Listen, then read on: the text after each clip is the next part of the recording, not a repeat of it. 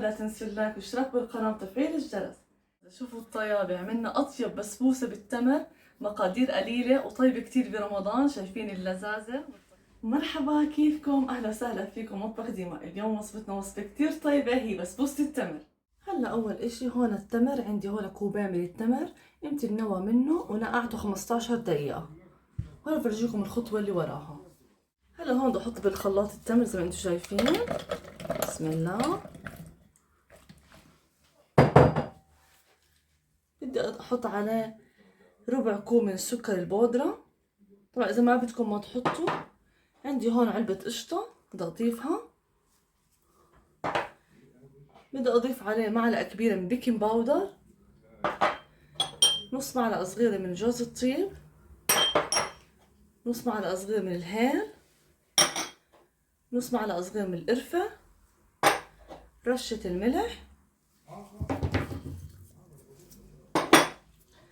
كاسة ونص من الحليب البودرة،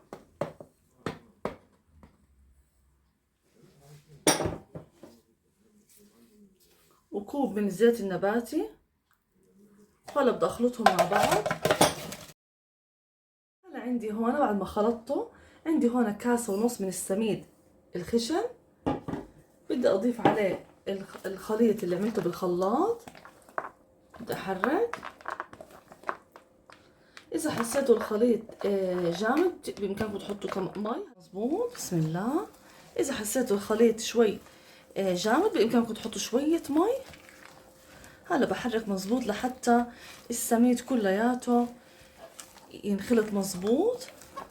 هلا بعد ما خلطت الخليط هون عندي صينية دهنتها بالطحينية شوي. بدي اضيف الخليط.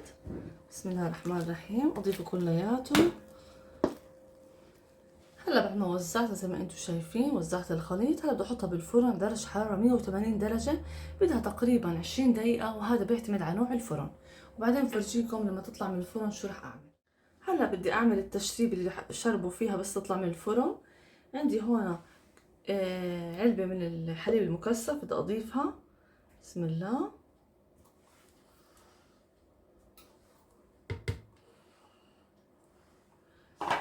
بدي اضيف عليها ربع كوب من الحليب عشان تكسر حلاوتها.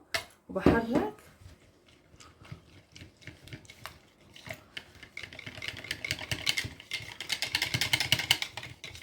هيك تمام.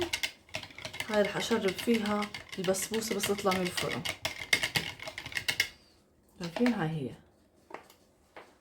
وهلا بعد ما طلعتها من الفرن مش قادرة اوصف لكم الريحة قد ايه طيبة ولذيذة.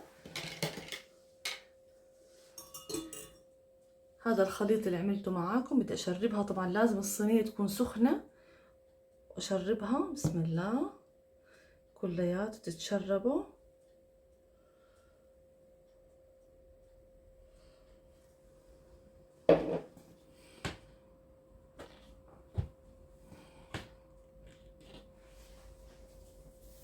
وهلا بغطي عليها عبال ما يتشرب كل الخليط اللي عملته.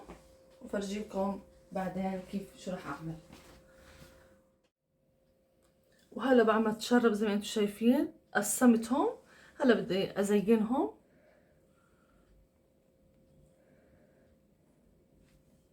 لذاذة. شوفوا الطيابة، عملنا اطيب بسبوسة بالتمر، مقادير قليلة وطيبة كتير برمضان. شايفين اللذاذة والطيابة؟